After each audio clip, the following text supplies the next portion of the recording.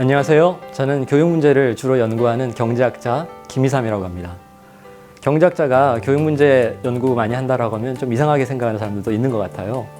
실제로 2020년 1학기에 생겼던 일인데요. 그때 코로나19 사태 때문에 우리가 온라인 개학을 했었죠. 그런데 아마 1학년 신입생으로 생각이 됩니다. 그 학생이 온라인으로 접속해가지고 수업을 잘못 들어온 것 같아요 라고 저한테 얘기를 했습니다. 그 수업의 제목은 교육의 경제학이었어요. 그러니까 그 학생은 교육하고 경제학이 만나는 게 좀 이상하게 느껴졌던 모양이에요. 그래서 이제 제가 되물었습니다. 교육 보고 들어온 거예요? 경제학 보고 들어온 거예요? 그만큼 경제학하고 교육의 조합은 약간 잘못된 만남처럼 그렇게 인식되는 것 같습니다. 실제로 이 강연을 의뢰하기 위해서 저를 찾아오셨던 PD님마저도 첫 질문이 경제학자이신데 왜 교육 문제를 그렇게 연구하세요? 였습니다.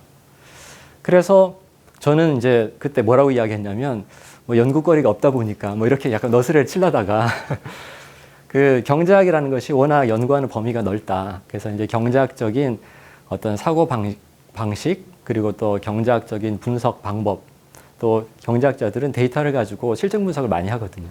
그래서 그런 거를 이용해서 우리의 교육 문제들을 조금 더 체계적으로 분석적으로 바라볼 수 있다. 이런 말씀을 드렸고요. 그런데 교육이라는 것은 사실 경제학하고 궁합이 굉장히 잘 맞습니다. 그래서 우리가 교육이 뭔지 좀 생각을 해보면요. 교육이라는 것은 이제 영어로 하면은 education인데요. 제가 예전에 교육의 경제 혹은 교육경제학이라는 과목을 그 대학원 박사과정 학생들 대상으로 강의를 한 적이 있었어요. 그래서 그때 학생들에게 제가 경제학을 주로 가르쳐 줄 테니 여러분은 저한테 교육을 좀 가르쳐 주세요 라고 하면서 첫 시간에 그 학생들한테 물어봤습니다. 교육이 뭐예요? 그랬더니 맨 앞에 앉아있던 박사과정 학생 한 명이 굉장히 씩씩하게 이야기를 했어요. 사람을 변화시키는 겁니다. 굉장히 멋있는 정의잖아요. 그래서 제가 물었죠. 사람을 나쁜 방향으로 변화시키는 것도 교육인가요? 교도소에서 우리 나쁜 짓도 배우고 하잖아요. 그런 것도 우리가 교육이라고 볼 수 있습니까? 라고 했더니 하나 덧붙이겠습니다. 사람을 좋은 방향으로 변화시키는 것이 교육입니다. 라고 이야기를 하는 거예요. 그래서 그 교육에 대해서 박사과정을 할 정도로 교육학 전공이고요. 좀 내공이 있는 쌓여간 학생이 이제 그런 이야기를 했을 때는 교육이라는 것은 가치 있는 것이라는 생각이 들죠. 그래서 실제로 보면 그 education이라는 말의 어원이 그 educare인데요. 여기서 e는 밖으로라는 뜻이 있고 그리고 ducare는 끌어내다라는 뜻이 있습니다. 그래서 왜 이것이 교육이라는 말이 됐을까? 교육이라는 것이 원래 교수자가 학생에게 자기가 아는 것을 일방적으로 주입하는 것, 즉 안으로 넣어주는 것이 아니라 학생이 원래 가지고 있는 것을 밖으로 끄집어내주는 것, 끌어내주는 것이 교육이다라는 것이죠. 그렇게 보면 교육은 더 멋있어 보입니다. 그래서 사실 제가 지향하는 이런 수업도 학생들과의 상호작용을 통해서 학생들이 자기가 갖고 있었던 경험이라든지 자기의 지식 이런 것들을 다 끄집어내는 거예요. 그래서 이제 같이 그걸 토론하고 그다음에 우리가 새로운 배움을 만들어내는 그런 수업을 지향하고 있습니다. 자, 그러면 교육에 대한 이야기를 했으니까 경제학이 무엇인지 한번 보겠습니다. 경제학은 잘 아시다시피 영어로 이코노믹스인데요. 이것도 이제 그 어원이 오이코스하고 노모스의 결합인데 오이코스는 집, 가정이라는 뜻이 있습니다. 그리고 노모스는 법, 규범이라는 뜻이 있고요. 그래서 이게 무슨 이야기냐면 사실은 집을 관리하는, 즉 가정을 다스리는 그런 방법에 관한 학문이 경제학의 출발점이었어요. 그래서 16세기 중반까지만 하더라도 그 이코노미스트는 가정 관리인을 지칭했습니다. 경제학자가 아니고요. 그러니까 지금 경제학은 일도 모르지만 가정을 나름대로 관리하고 계신 이 시청자 여러분 모두가 사실 이코노미스트인 거죠. 그리고 경제학은 이제 한자로 보게 되면 경세재민이라는 이거 송나라 때 나온 이 단어인데요.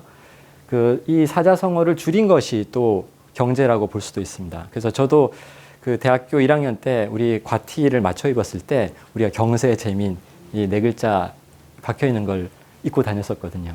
근데 이 뜻이 굉장히 좋아요. 이게 세상을 다스리고 그 다음에 백성을 구한다는 뜻이거든요.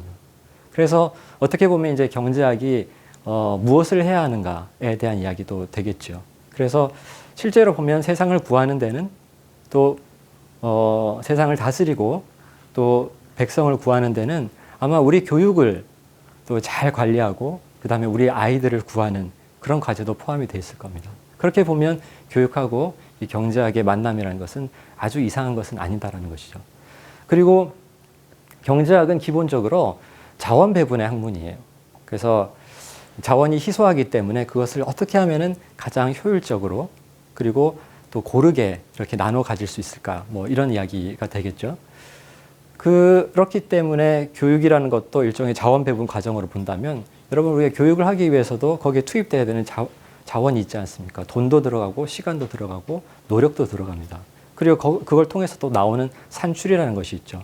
그런데 이제 경제학이 자원 배분 과정을 다룬다라고 했을 때 교육적 자원 배분 과정을 다루면 그것이 바로 교육의 경제학이 된다라는 것이죠. 자, 그런데 자원 배분 과정으로서 우리가 교육을 다루게 되면 우리는 세 가지 평가 기준에 대해서 좀 생각을 해봐야 되겠는데요. 여기서 세 가지 평가 기준은 원래 이제 경제학에서 이야기하던 두 가지 평가 기준에 제가 하나를 덧붙여가지고 교육적 자원 배분의 평가 기준이라고 이야기를 하는 것입니다. 첫 번째 평가 기준은 무엇이냐면 바로 효율성입니다. 효율성이라는 것은 이제 투입 대비 성과가 얼마나 높은가를 나타내는 것인데요. 그러니까 아까 말씀드렸던 돈, 시간, 노력 이런 것을 드렸을 때 가령 뭐 시험 성적이 얼마나 잘 나오는지 이런 것들이죠. 이런 게 우리가 효율성입니다. 그 다음에 두 번째는 형평성이라고 할 수가 있는데요. 이 형평성은 얼마나 공평한가, 즉 교육에 필요한 자원은 얼마나 공평하게 배분되고 있는지 또 기회는 얼마나 균등한지에 대한 것입니다. 그래서 보통 이제 경제학에서는 효율성과 형평성을 자원 배분의 중요한 이 평가 기준으로 삼고 있는데요. 저는 이것만으로는 좀 부족하다는 생각이 들었습니다. 그래서 세 번째로 제시하는 것이 바로 타당성이에요.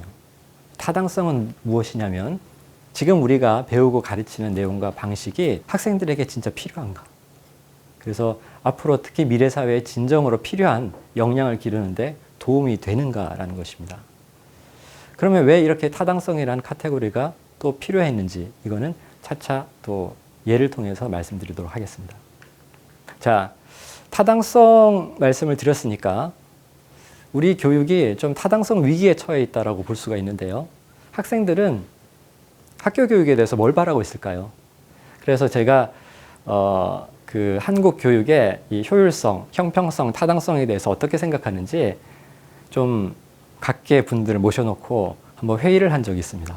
그래서 우리나라 교육에 대해서 효율성, 형평성, 타당성 관점에서 100점 만점에 몇 점을 주고 싶습니까? 라고 여쭤봤었는데요. 그때 제가 좀 모셨던 분들이 초등학교 선생님도 계셨고, 중학교 선생님, 고등학교 선생님, 대학 교수, 그 다음에 대학생, 대학원생, 그 다음에 또 졸업생, 학부모, 그 다음에 또 교육 분야를 또 연구했던 연구원들도 있었습니다. 그렇게 쭉 했을 때 평균을 내보니까 효율성은 100점 만점에 61점 정도 나왔고요. 그 다음에 형평성은 54점 정도 나왔습니다. 타당성은 50점 나왔어요. 그러니까 셋 중에서 타당성이 가장 낮게 나온 거죠. 그리고 타당성이라는 것이 아까 제가 말씀드렸죠. 사회적인 요구에 좀 부응하면서 또 미래를 위한 준비로서 적합한가라는 것인데 재미있는 것은 이렇게 초, 중, 고, 대학교 이렇게 학교 급이 올라갈수록 거기에 대한 평가 점수가 박했다, 낮았다라는 것입니다. 그래서 초등학교 선생님들은 한 80점 정도 된다라고 생각했거든요. 타당성이. 근데 중학교 선생님들은 70점, 고등학교 선생님은 40점, 대학 교수는 30점. 이렇게 점점 낮아지는 거예요. 그래서 어떻게 보면 초중고로 올라갈수록 입시가 가까워지니까 뭔가 이렇게 미래를 위한 준비보다도 당장 눈앞에 닥친 입시. 그래서 타당성이 조금 약화되는 것이 아닌가라 생각할 수 있는데 그럼 대학은 왜 그럴까요? 대학 교수가 평가한 한국 교육의 타당성이 뭐 많은 분을 모신 건 아니지만 30জন 정도밖에 안 나왔다는 것은 그것은 뭔가 우리가 교육을 지금 제대로 하고 있는가, 그러니까 진짜로 학생들의 미래를 위해서 수요자 중심의 교육을 하고 있는가에 대해서 좀 생각해 보게 한다는 것이죠. 자, 그리고 오늘 제가 말씀드렸던 이 세 가지 평가 기준을 잘 적용해서 우리 생각해 볼 수 있는 주제가 바로 대학 입시 제도입니다. 벌써 머리가 아파오시죠?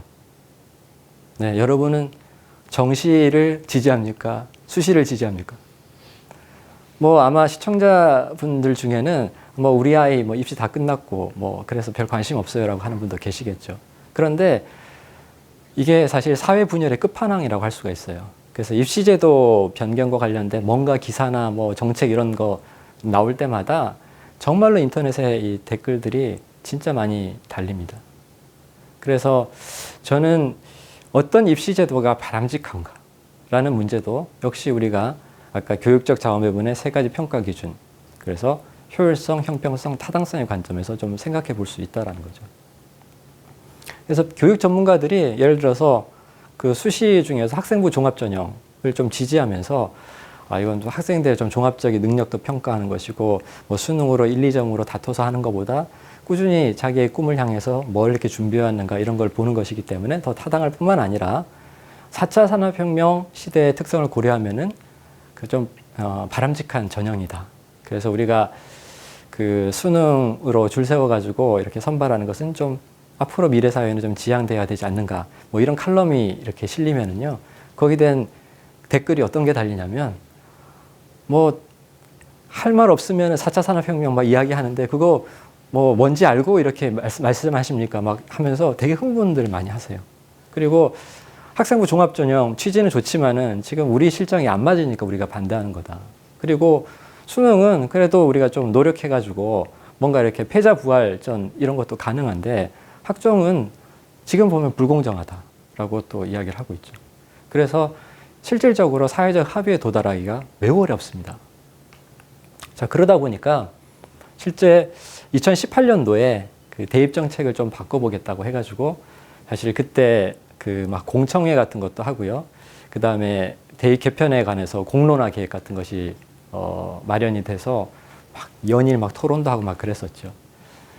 그래서 이제 그때 그 국가교육회의 의장께서 하셨던 이야기가 국민 신뢰를 받을 수 있는 단순하고 공정하며 또 학생의 성장과 발달에 기여하는 대입제표 제도 개편화 마련에 힘쓰겠다라고 이야기를 하셨어요. 자, 단순하고 공정하면 이거는 뭘 이야기할까요? 너무 복잡하니까 정보가 많은 쪽이 유리하고 그렇지 않은 쪽은 불리하더라. 그러니까 형평성에 맞지 않다라는 것이죠. 그리고 공정하다라는 것도 결국 형평성과 관련이 될 겁니다. 그리고 학생의 성장과 발달에 기여하는 이라고 했습니다. 이거는 아까 세 가지 중에서 뭐와 관련이 있을까요? 타당성이겠죠. 그래서 공정성 혹은 뭐 플러스 이제 단순성 그리고 이제 타당성의 구도를 놓고 사실 여기서도 이제 부딪히는 거죠. 그래서 공정성, 단순성을 중시하는 쪽에서는 그래 정시로 가자. 그리고 수능도 상대평가를 해가지고 줄 세우는 것이 1점이라도 높은 학생이 들어오니까 공정하다라고 이야기하는 것이고요. 그 다음에 이제 타당성을 강조하는 쪽에서는 성장과 발달에 기여하려고 하면은 그 점수를 줄 세워서 되겠냐.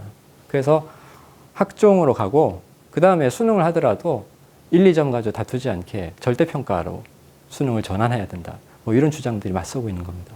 우리는 거기에 대해서 아직 합의를 해본 적이 없습니다.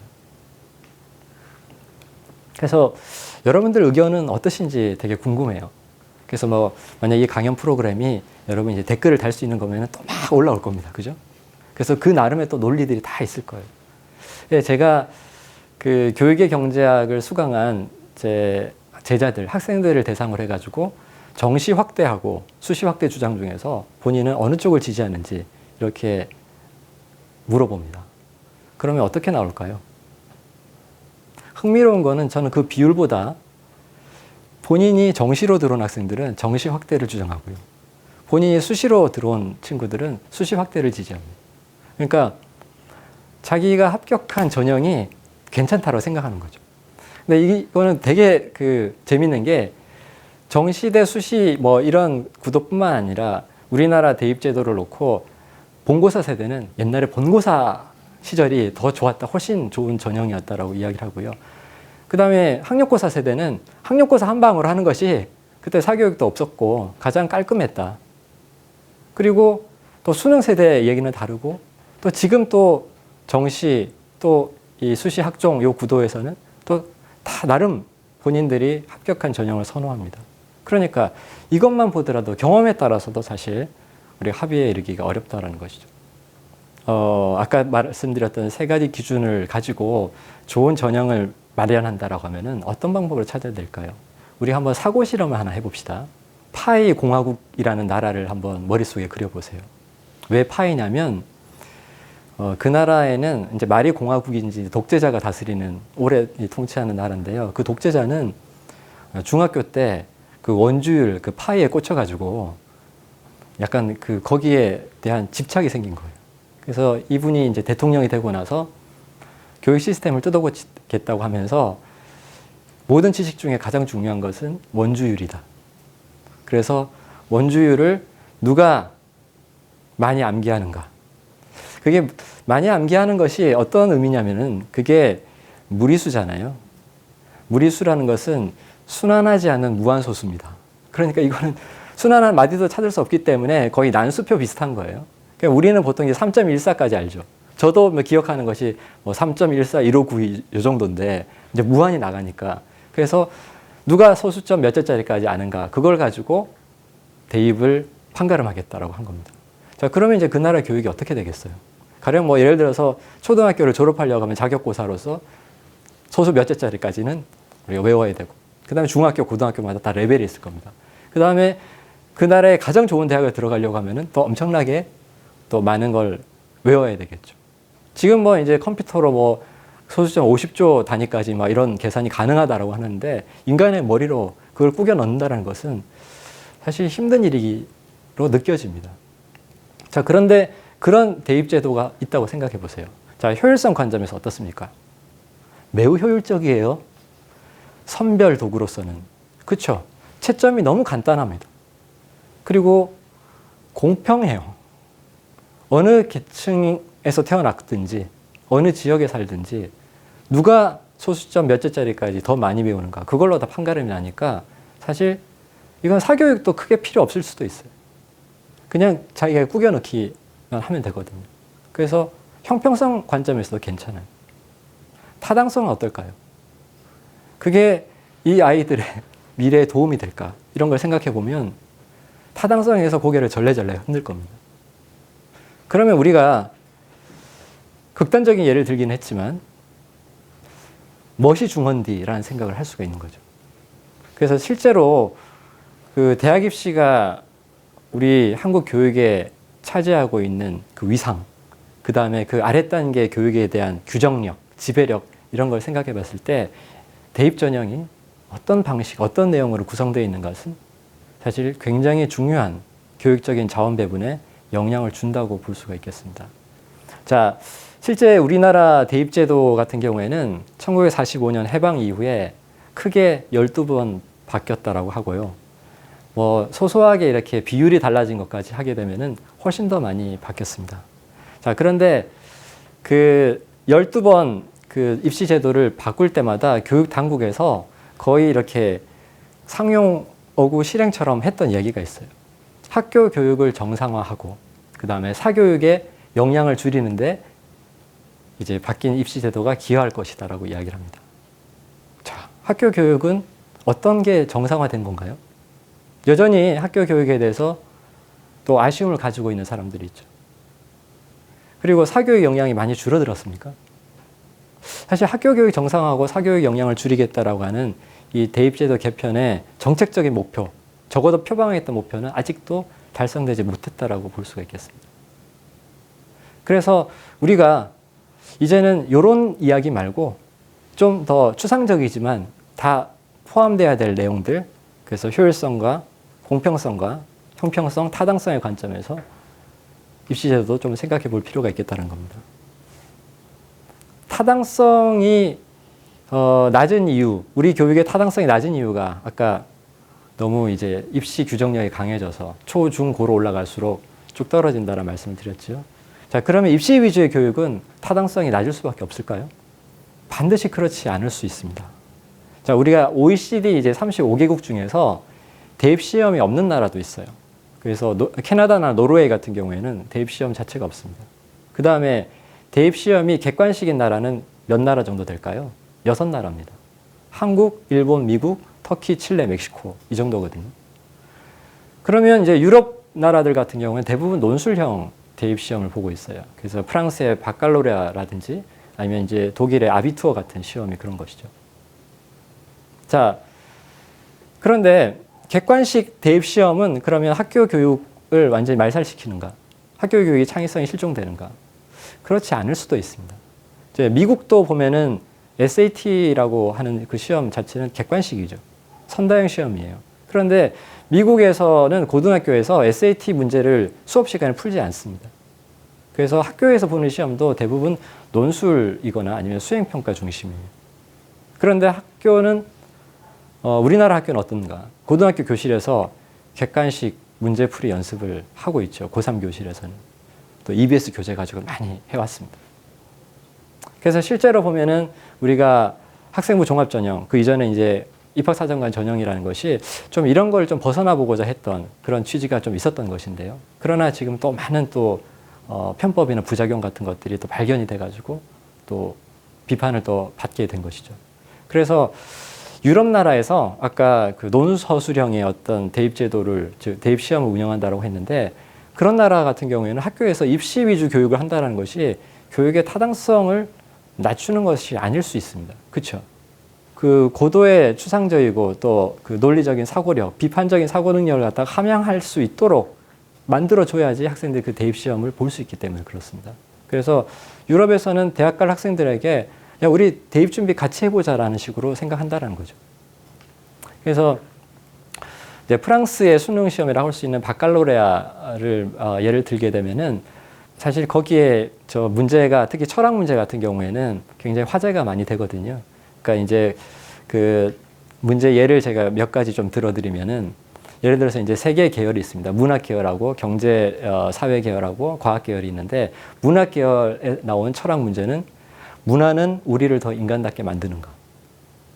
여기에 대해서 학생들이 막 그 4시간 동안 이제 작문해서 제출하는 겁니다. 그다음에 또 우리는 진실을 포기할 수 있는가? 그다음에 경제 사회 계열의 철학 문제는 모든 진리는 결정적인가?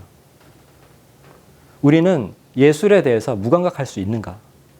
이제 이런 문제들이 나오는 거예요. 과학 계열은 또 어떨까요? 과학 계열에서는 욕망은 우리의 불완전함에 대한 표시인가? 그리고 정의가 무엇인지 알기 위해서 불의를 경험하는 것이 필요한가? 일단 어떻게 써야 될지 갑갑하죠. 그런데 여기에 대해서 그냥 대충 뭐 썰을 풀면 되겠지. 그런 식으로 해서는 사실 좋은 성적을 받을 수가 없겠죠. 그래서 20점 만점에 우리가 평균 10점 이상을 요구하고 있는데요. 그리고 이거는 또 이제 채점위원 교사들이 학생들 이름을 다 가리고 블라인드 채점을 합니다. 사실 채점하는데 수고도 많이 들지만 시간도 많이 걸려요. 어떻게 보면 평가 도구의 효율성이라는 측면에서는 효율성은 떨어진다고 볼 수가 있죠. 근데 나폴레옹 시대 이후에 계속 이 제도를 유지하고 있는 것이죠. 자, 그러면 우리나라도 이런 바칼로레아 방식의 수능을 도입할 수 있을까요? 어떤 문제가 있을까요? 반대하는 사람이 있다면 왜 반대할까요? 아마도 채점이 공정하겠냐라는 것이죠. 그리고 그런 시험을, 그런 문제를 푸는데 학교에서 제대로 준비할 수 있겠냐. 또 고도의 이런 또 철학적인 문제를 또 연습해 주는 그런 학원이 생기지 않을까라는 거죠. 신종 사교육 창궐 우려가 있다는 겁니다. 그 다음에 우리는 또 대학이 또 거의 서열화되어 있기 때문에 이런 또 대학별 논술고사라는 것이 있었는데요. 이제 거기에 준하는 이런 시험을 전국 단위로도 운영할 수 있는가에 대한 그런 우려도 있을 거예요. 그러나 하는 나라도 있다는 거죠. 자, 그리고 일본 같은 경우에도 대입 시험을 바꿨어요. 그래서 이제 일본도 센터 시험이라고 해가지고 선다형 시험이었는데 2020년부터 이렇게 그 서술형 시험을 도입했습니다. 이제 일본도 이제 지금까지 해왔던 이런 입시 제도가 타당성 측면에서 문제가 있다라고 인식하게 된 것이죠. 한편 우리는 왜 입시제도에 이렇게 목을 매고 있을까? 조금 더 현실로 돌아와서 생각해 보면 좋은 대학을 가야 되기 때문에 그렇습니다. 그래서 학벌에 따라서 사회적으로 받는 차별, 경제적인 차별도 있고요. 이런 것들을 또 많이 느끼고 있었기 때문에 그런 것이죠. 그리고 임금 격차도 꽤 나는 것이죠. 또 이제 대학 진학률이 높아지면서 이제는 그냥 대학을 나오는 것 자체만 중요한 것이 아니라 또 어떤 대학, 또 무슨 전공을 했는가도 상당히 중요하고요. 그래서 이런 문제들을 고려하다 보니까 조금이라도 한 계단 높은 대학, 한 계단 높은 학과를 보내기 위해서 그렇게 안간힘을 쓰고 또 그런 입시는 2점도 아주 조밀하게 촘촘하게 학생들 선별해야 된다라고 이야기를 해왔던 것이겠죠. 그리고 만약에 우리가 입시제도를 바꾼다라고 생각해 봅시다. 그랬을 때 아마도 어떤 좋은 취지로 입시제도를 바꾸더라도 대비반은 생길 거예요. 주로 학교보다는 학원이 기민하게 움직일 겁니다.